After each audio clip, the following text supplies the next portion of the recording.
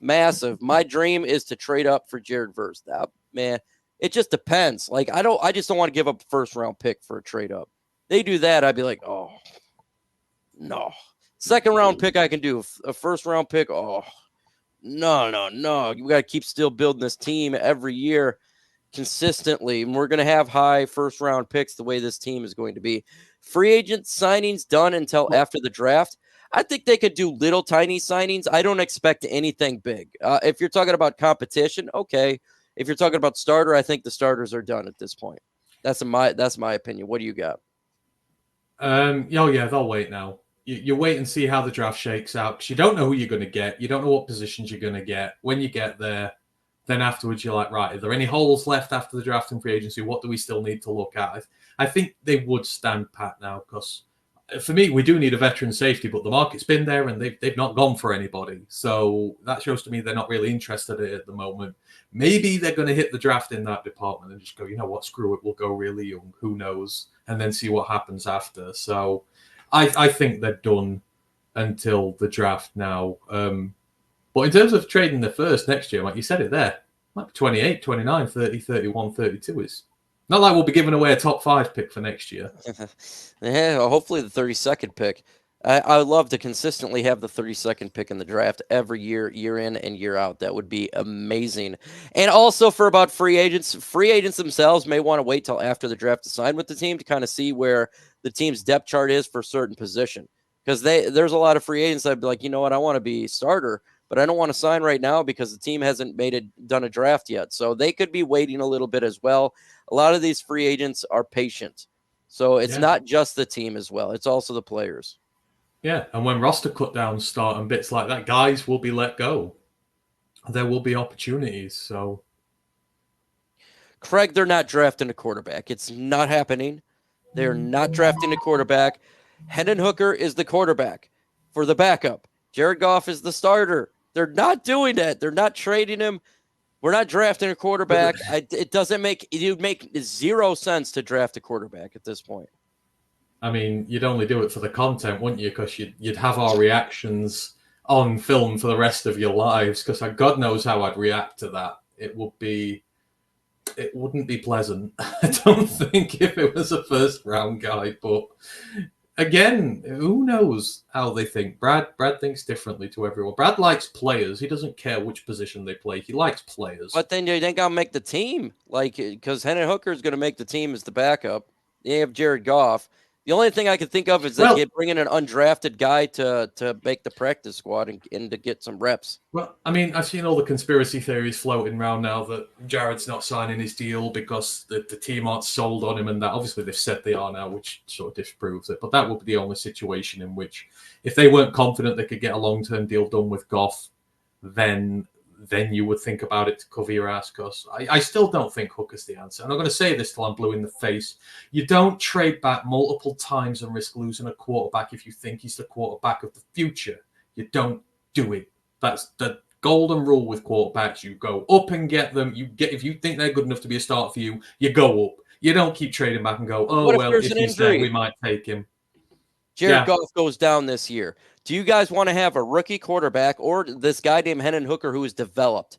This whole year, we literally drafted this guy and developed him. Now you'd want to get rid of the development? After you know how hard it is to do that? Like, nah, man, we keeping Hendon Hooker. He's the quarterback, man. He's the backup. I just don't see him being traded away and all of that. Unless someone's like, I'll give you a first-round pick, which is not going to happen. Do you think there'd be any surprise trades with existing players happening like last year in the Kuda and Swift? Oh, like in the draft? Could we trade an existing player? I don't see a lot of players that we would trade away. Cam Sutton was released. So obviously they're both Malcolm Rodriguez. They were both towards the end of their rookie deals, weren't they? So you kind of let these. So who's into their last? Like Derek Barnes, maybe. If you're not fully sold on Barnes because he's entering his contract year now, like that seems to be the guys he's done. If he doesn't think they're going to give him a long-term contract in his last year, then I don't know if they do that. What if Alex Anzalone did a 3-year deal? This is his second year of the 3-year. So maybe they're thinking like Anzalone leaves in free agency, Derek Barnes and Jack Campbell can man the middle.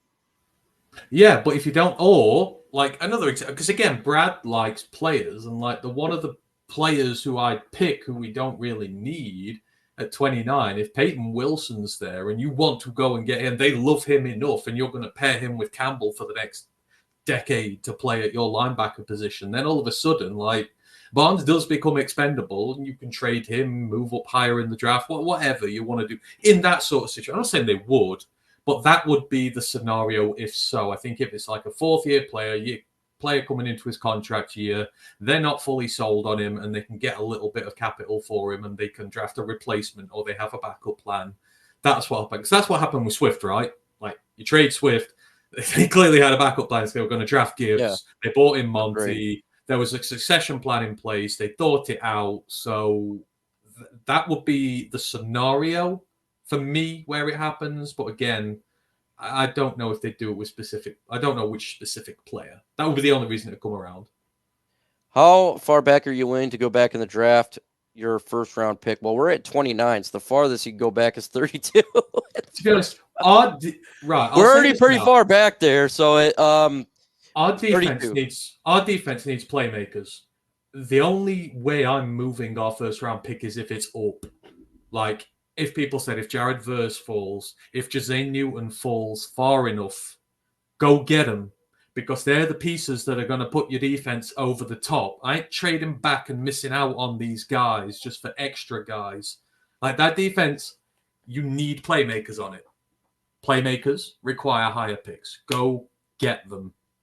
I don't really want to go back. I'm not fussed. I don't care about stockpiling picks for next year either. Like, I just Brad on a year-by-year basis. If we go into a year with not many draft picks, he'll find a way to trade back and get some. Like, he'll do it. I don't care.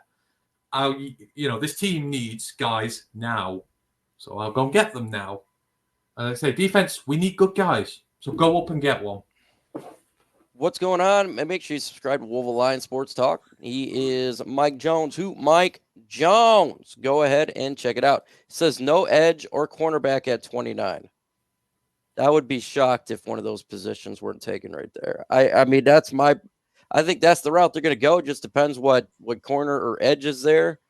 But if those are the two positions I'll look at to take at 29. They're the positions that we're hurting, but they do BPA, so it just all depends who's there. But I would definitely not say that's off the table at all. I think it's completely on the table. Would you take TJ Tampa at 29? It depends who else is there. I probably wouldn't. I like other players a little bit more that could potentially be there. That's just my personal opinion. Would you take TJ Tampa at 29? Ooh, I like TJ Tampa, but not at 29. Yeah. I do like him, but not at 29. That would be a little rich for my like. He's got a lot of development to do compared to some of the other guys you could potentially get there. Like I say, if that's in the second round, like a 60 or whatever, then fine. But yeah, second round. It's just a little too rich for too high for me. Yeah, but I like the player. No, he says he wants edge or cornerback, no linebacker. I don't see them taking a linebacker at all, especially in the first round. We got a super chat, Mike the Goat McCall.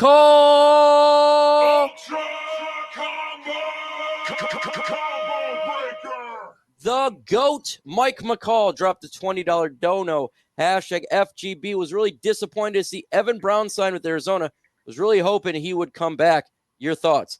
Well, look, you probably had more opportunity over there, and here we were getting Zeitler. So I liked Evan Brown, but Graham Glasgow is Evan Brown, basically. And then we picked up Zeitler, who is better than Evan Brown. So the fact that we got a starter and we bring Graham back, I'm perfectly fine not bringing Evan Brown back. But Evan Brown's a good player. What's your thoughts on Evan Brown? I thought he disappointed last year in Seattle.